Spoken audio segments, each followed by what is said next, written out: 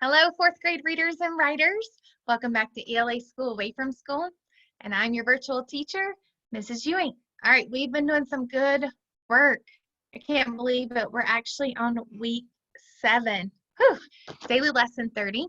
So let's go ahead and let's remind ourselves of our guiding questions. What can we learn from the process of ratifying the 19th Amendment? We've done a lot of work around that. Remember, the 19th Amendment granted women the right to vote. All right, let's look at our next guiding question. How can stories inspire us to take action to contribute to a better world? And we started to read about people who not only helped ratify the 19th Amendment, but now have led other movements like the Civil Rights Movement, which really called for equality for all people, regardless of your race, sex, gender, whatever it is. It called for equality for all, right? And then we thought about how and why can we encourage and support others to contribute to a better world. And we'll be doing more work around that last guiding question as we move forward over the next 3 weeks. All right, so let's get started. Let's go ahead and gather our materials. You're going to need your text for this week, which is civil rights activist Rosa Parks. You're also going to need your lesson 30 lesson plan. And then you're also going to need your lesson 30 note catcher. All 3 of those things, the text, the lesson plan, and the note catcher, can be found in your ELA packet. You will also need that sharpened pencil. All right, so I'm going to wait here. You go ahead and pause this video, grab the materials you need, and I'll be right here waiting for you. All right, good. Welcome back. We have our materials. Now we can get started. All right, so let's look at our learning target. I can determine the main idea of a text and find supporting details. And remember, it's like that table, right? The main idea is the big idea that the author wants the reader to take away, whereas those table legs are the supporting details that help hold up that main idea. But just like a table, the legs are connected. The supporting details must connect back and actually support that main idea. All right, so with that in mind, so remember that learning target is our goal.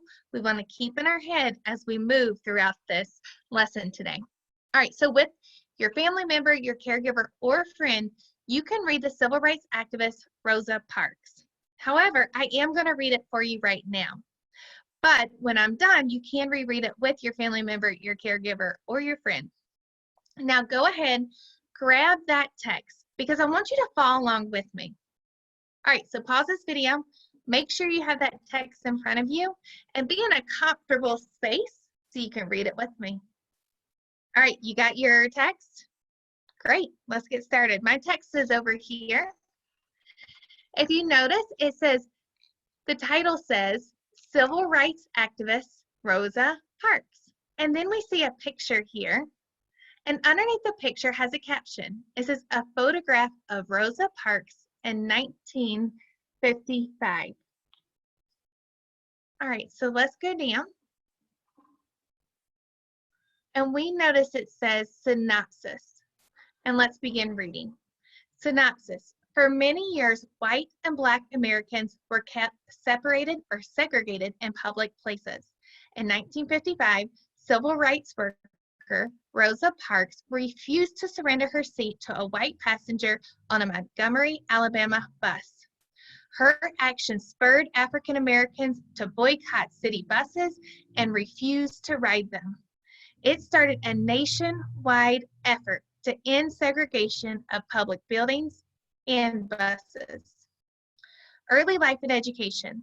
Born in 1913, Rosa grew up on her grandparents' farm in Pine Level, Alabama.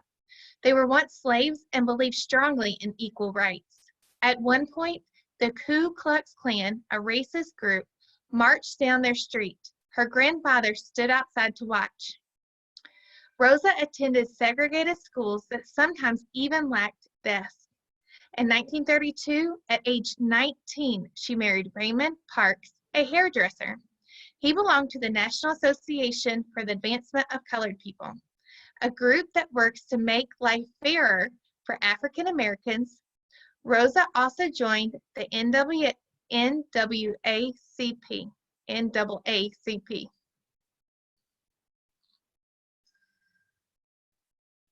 Ordered to the back of the bus.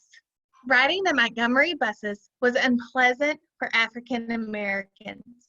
White passengers rode at the front of the bus, while blacks had to sit in the back. When the front seats filled up, the bus driver could make black passengers give up their seats. On December 1st, 1955, after a long day's work, Rosa Parks got on the bus home. The driver noticed several white passengers standing in the aisle. He asked 4 black passengers to give up their seats. 3 agreed, but Parks refused. So the driver called the police. Later, Parks recalled that she was not physically tired, but she was tired of giving in. The police arrested Rosa and took her to jail. Later that night, she was released until her trial. The NAACP planned a boycott of Montgomery buses for the day of Rosa's trial.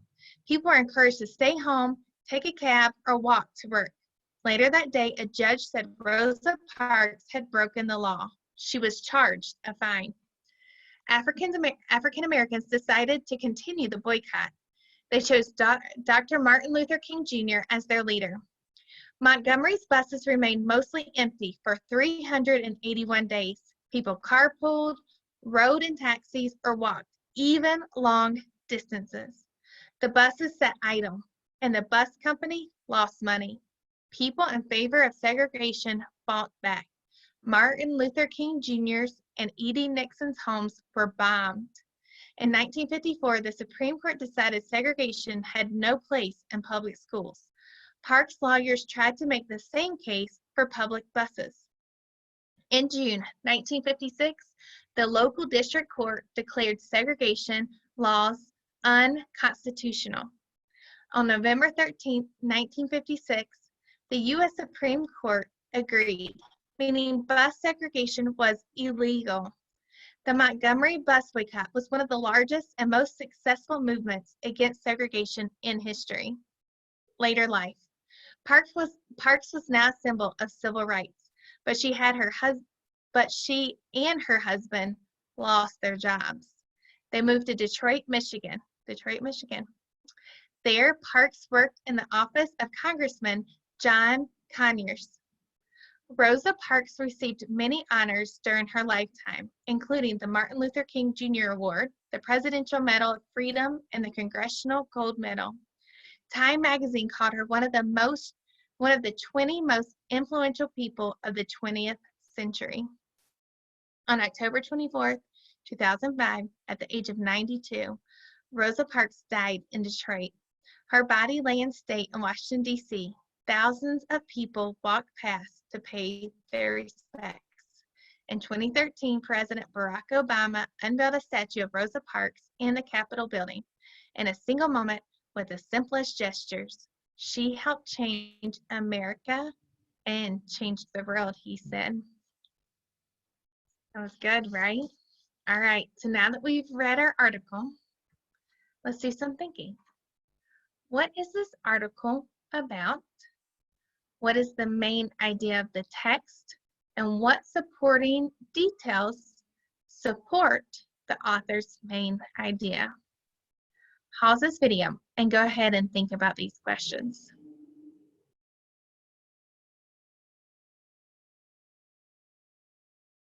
All right, good.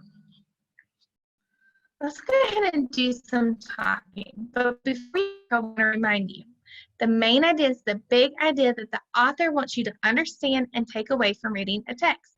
A supporting detail is information from the text that supports, explains, defines, or proves the main idea. All right, so let's talk about this first question.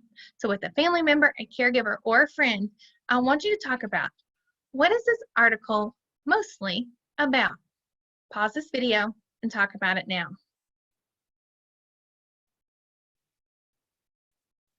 Great. All right, let's talk about this second question.